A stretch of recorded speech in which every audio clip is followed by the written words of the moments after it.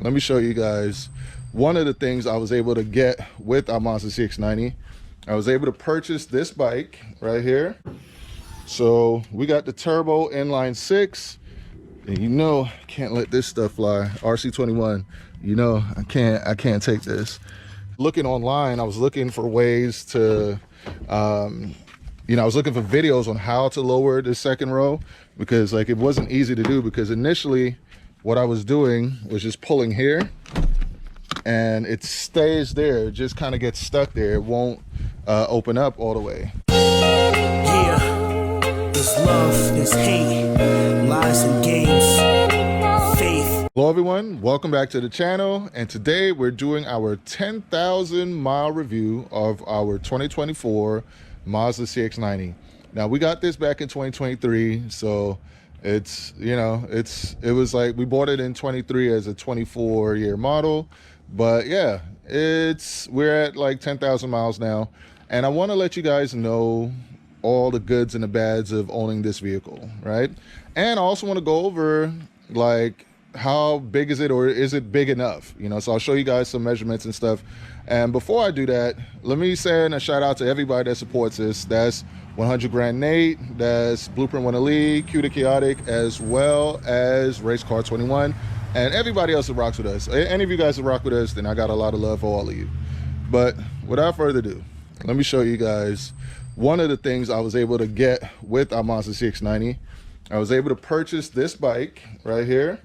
So I'm 6'6", so this bike is built to fit me, and we were able to fit it in here. By the way, one touch just to open up the trunk area. So yeah, we were able to fit that in here. I think we did it with the second row up, but I'll show you guys how to lower the second row, because that was something that actually I did not know how to do.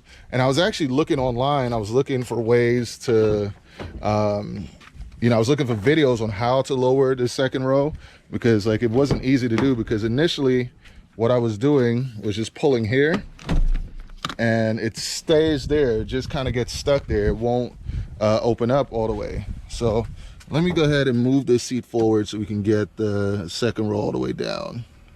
So yeah, that's how you move it forward there. All right, that should give us enough room, hopefully. But yeah, so the way to get the second row down is you got to hold this, right? And let me see, like kind of, actually, let me put this back up. I think you got to, yes, pull it all the way up like that, and the second row folds down, simple, just like that. So you need that. I'll do it again so you guys can see. So you keep it up there like this, and you can do it just with one hand, like you'll see me do it again. So you literally just pull it all the way back, bam, folds down, and now you got way more storage space. So I'll go do it on the other side so you guys can see. All right, might need to bring this down first. Yeah, let's bring that down a bit. And basically same thing. Let's see. Oh yeah, I need to move the front seat forward a little bit, so let's go ahead and do that. Same thing here. Just kind of move it forward like so. Yes, and even with the seats moved forward, you can see there's still a bunch of room here. So for those of you wondering, so let's go ahead and complete the task. Actually, let me bring it back up. And now, same thing. You just do that, and now you got the whole like second row down, third row down, and you can fit pretty much most things in there. And I'll give you the backstory on why we wanted to do this. So during Black Friday sales, we wanted to go get a big screen TV for my father-in-law, and we wasn't sure whether it would fit or not. So we, you know, had to look and see. So I'll show you what type of measurements we're getting here. So we're getting roughly 3 feet 8 inches going the width. So from width from here to here, it's about 3 feet and 8 inches. And then let's go look at it from back there. Let's push all the way back. to here, and it's roughly 7 feet.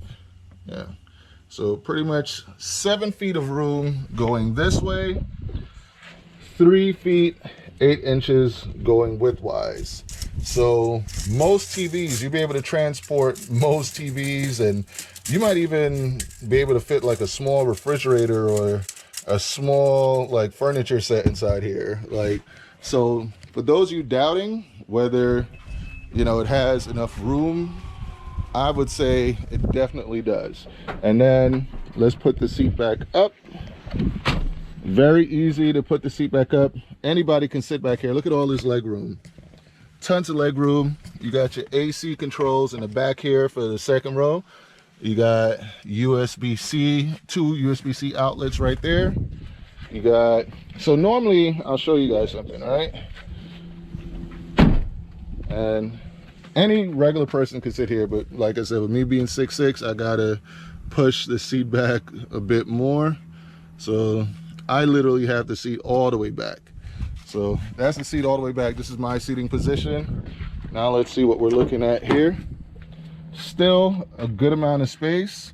And I believe if you go down here, there's a lever that you can grab that and push. You can push the seat back a little bit further.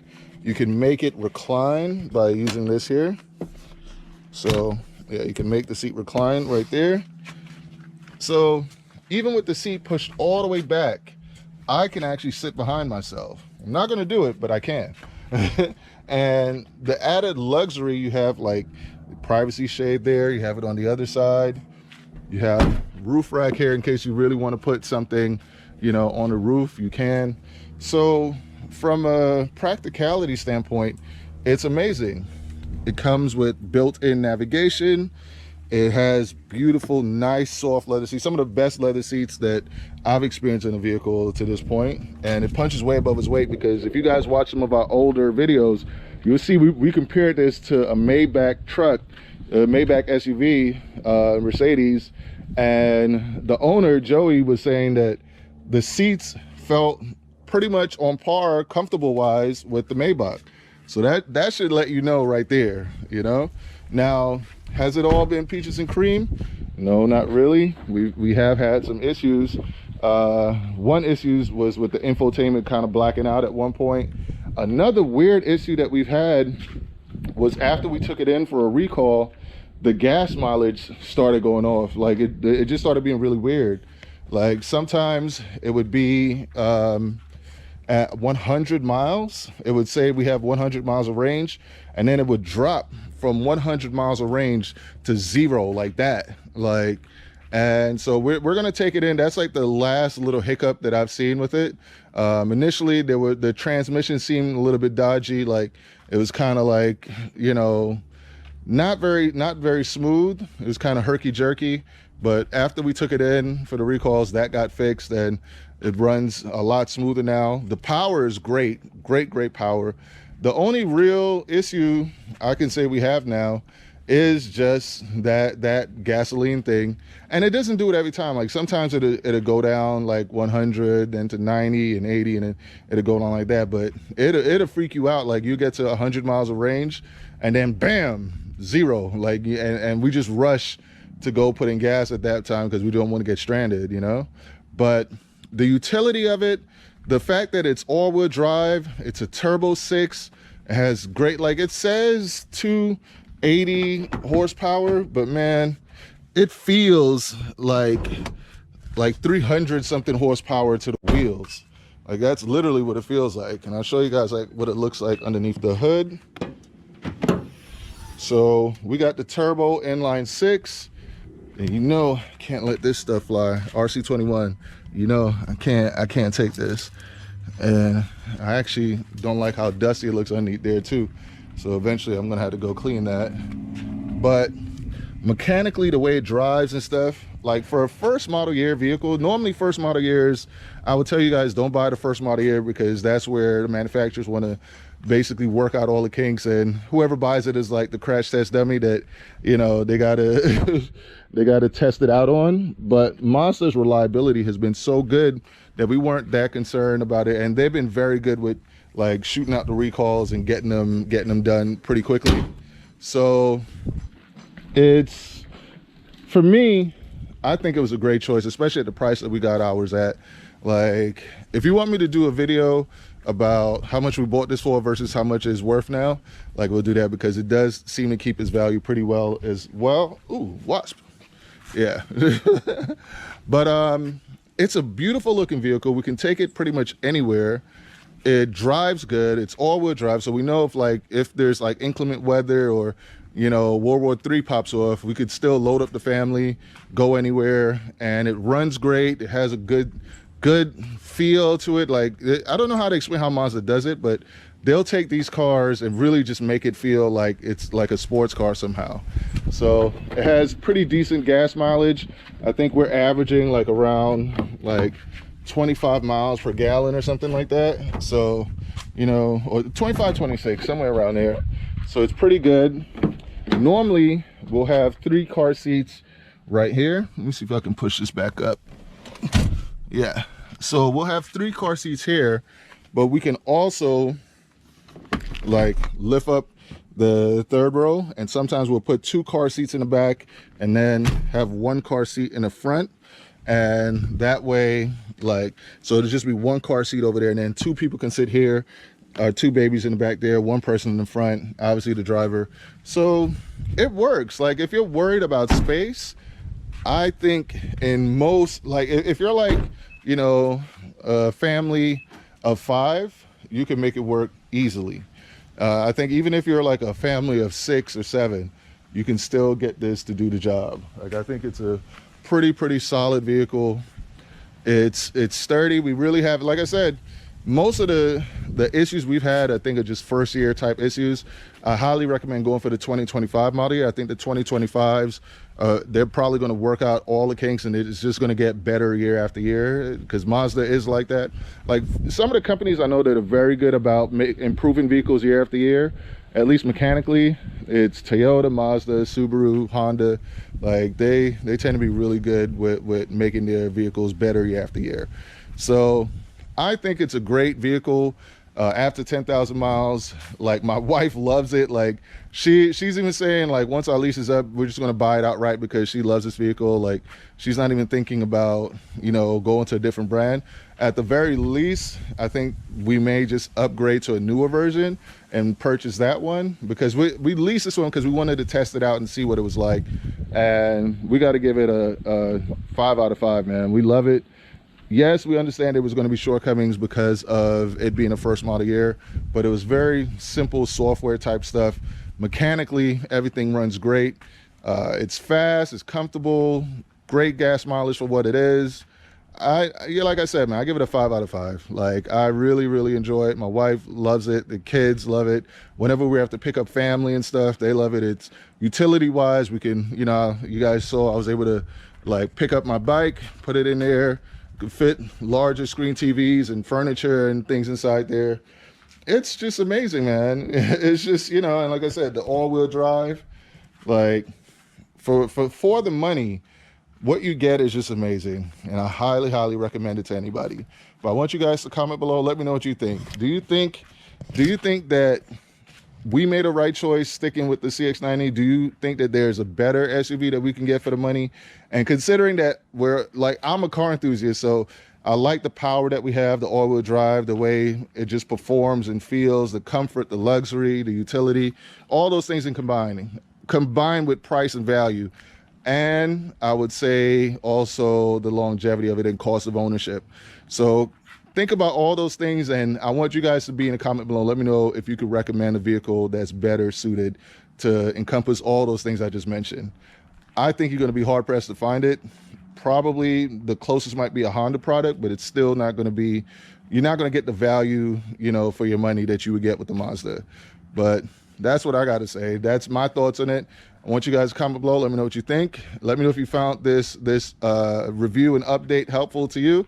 And with that, I wish all of you happy holidays. Hope you guys enjoy the next couple weeks, and hopefully we bring in the new year with new energy, good vibes, good love. And I want to leave you guys with a message, because normally I'll leave, I'll put a message at the beginning of the video. This is for all of you that stayed to the end of this video. I want to leave you guys with this message. Remember what power there is in an apology. And I say that to say this, right? Many conflicts, many like horrible things that have happened in history could have been avoided if there was just an apology. In almost any relationship, if somebody tells you that you did something to hurt them, regardless of whether you feel you hurt them or not, or regardless of whether you feel you were justified in hurting them, if somebody is telling you, you hurt me when you did this, then it's on you to apologize, and it would actually benefit you. It will benefit you to apologize, because when you do, you help take away the pain that that person's feeling. And then if you take it a step further and try to do something to like make their pain, make up for what you put them through, and actually make things right with them, then you get rid of a potential enemy, or you get rid of negative karma. You combat, the negative karma, and you start creating good karma, and you could turn an enemy into a friend. You could turn a bad situation into a good one. So I wanted to leave you guys with that. Remember what power there is in an apology. There's great power in saying, I'm sorry, and there's even greater power with working to make amends and to make things right. So hope this video finds you all well. Hope you guys enjoy this, and I'll see you guys in the next one. Race car friends, out.